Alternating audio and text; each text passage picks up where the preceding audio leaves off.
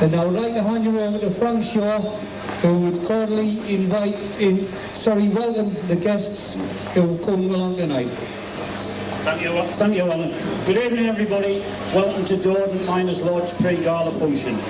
This is the third time the Lodge has celebrated the gala in this manner, and what we decided at the very first one, we should invite guests. We decided to invite people who were prominent in local politics, area politics and national politics, and also people who made a contribution to the mining industry, and particularly through the mining unions, which is our bread and butter. So tonight we're especially pleased that we were able to welcome and invite so many people from various parts of the county, even some from Tyne and Wear. It's only right you should know who's here, and probably you've seen on the back at the right a gentleman sitting with a chain on, and he's a colleague of mine at the Easton District Council. He's the chairman of the council along with his wife. It's Councillor and Mrs Reynolds from Hordon. Colin was a miner at Hordon, and when the quarry closed he took redundancy, but he's continued to serve the people of Hordon by representing them on the council at Easington. So we're delighted that Colin, who has a full diary from the day, his first day of office, has decided to fit this one in as a special treat to us. So we're very appreciative. He's also accompanied by his secretary, the lady who keeps me right and many other councillors right at Easington. She corrects the spelling and from time to time tells us what we shouldn't be doing. And we're pleased she came along with her husband Joe, who's an ex-miner himself and now works for the council. We're pleased they came along. They're along to look after Colin and his wife, just the same way Jane looks after all of us. We then move on to, he's absent at the moment, We're expecting our mining MP, John Cummins, who's in his first term at Parliament. John certainly makes himself heard inside and outside of Parliament, and for some reason he may have been delayed. He's certainly coming here tonight. He said it was a must as far as he was concerned. He's coming tonight, and he's also coming along tomorrow when we've heard the news that Neil Kinnick will be along here tomorrow to walk from Mount Stewart Street along to the crossings with the Dawdon Miners Lodge banner and the band. So that's a first for Dawdon Miners Lodge, and we're really delighted. A lot of pressure was put on Neil Kinnick to come to Dawdon, and on Thursday we got word that Neil Kinnick will be here. So hopefully John Cummins can pop in later on. We have a very special guest tonight, and that's the soon-to-retire chairman of the lodge, Tom Eilbeck. He's accompanied by his wife Margaret and his family, and as you've guessed, there will be a presentation shortly from the Miners Lodge to Tom in respect of his services to the Miners Lodge.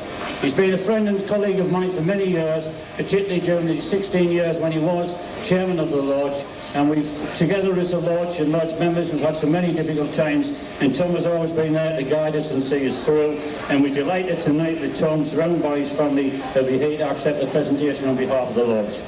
Sitting beside him, and who used to sit beside him on many occasions, is our former Lodge Secretary Ernie, accompanied by his wife. They're both now enjoying retirement, except when the baby's sitting, and I'm delighted that both could be here tonight for this special occasion. It's great to see them out. We had a disappointment last year because we invited a sacked nuts miner and his family up to the Gala to be our guests. At the very last minute, Mrs. Lee, better known as Kate, took ill and had to go in hospital probably just on the day for an operation. At short notice, another family came and steadily enjoyed the weekend. Tonight we're delighted to say that Kate is recovered and is here right in the back alongside her husband Jim and the little girl Tracy. They have two children, Mary and Graham, who are on holiday in West Germany, a holiday provided by Merton Mechanics, a branch that's not very far away from here, so it just shows you that the lodges are certainly trying to help the sack miners. I've talked briefly to Jim, and it's rather staggering. He's applied for 320 jobs in 2 months. He's had 8 replies. Those were refusals. He got a job by accident. They didn't realise he was a sack miner. He was ready to start, and they told him, sorry, you're not starting, you're on the brat list. But we can't put that in writing. We're just giving you a friendly word. So that's the problems that face the sack miners, and we haven't got to forget that's the sort of daily existence, the problems they've got trying to find work. We've always invite the local lodges, and tonight I can see in the back the Dawdon Mechanics are represented, Dawdon Knapwards are here, and I think Dawdon Engine are coming along. The Tempest Miners have been invited, the quarry just a couple of miles up the road, and of course our colleagues to the south, the Easton Miners Lodge, are occupying USB Northumberland territory for the dark match, but Easton's managed to get there first and get the seats. We have invited the branches from Northumberland, and at the moment there's only one turned up, and these are the lads from Wellington. They have been here before, and we thought it was right to invite them because as a new North East area, we should get to know each other. They came the last time and they had 1 or 2 strange customs that we'd never known before. They play it pulled a different way to us. What they do, they put all the balls on the table, they lift the table above their head, and they try and get the balls to go in the hole. They did that last time, and the next day we found the triangle and the white ball.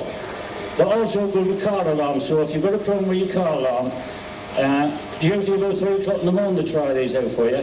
The best thing is to leave the car alarm off because they've got a mania for car alarms. We're pleased they've came so far because it's quite a journey for the young lads, and we're pleased as members of the North East area they're coming along here tonight with the members of Dawdon Miners Lodge to celebrate these pre-Gala festivities. With that, I'll just answer one important question. The bar closes at 11 o'clock. The people who can have a good night are the ones who make their minds up to have a good night. We've got an excellent group. The last time we saw these, the fight that followed was fantastic, and that was at Shiny Road. I can't say the girls who were the supporting our team tonight, the very polite girls, especially the pregnant one who couldn't throw a chair. It's the best show we saw. We were in charge, you know, you counted us like 1, 2, 3, 4, we were those. Anyway, I'll hand over now to the chairman of the lodge, Billy Pinkney, to make the presentation to our retiring chairman, Tom Eilbeck. Thank you.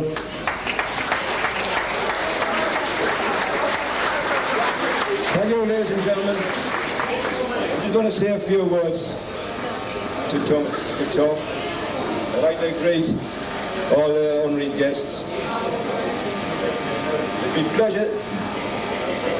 It's my pleasure this evening, as a new chairman, to say a special thank you to the retiring chairman, Tom Hilbeck, for all the good work he has done over the past 17 years with Dawdon Miners Lodge. There have been troubled times. I'll just mention a few. There was the strike in 72, 74, and the big one in 84 and 85. Then we had water problems in the 90s, the 80s, and the sea drift. Then a rundown of manpower. That's just to mention a few, like. He was elected as Lodge on the Lodge Committee in 1972. He was made chairman in 73 to 1989. He served on the area executive, the welfare committee,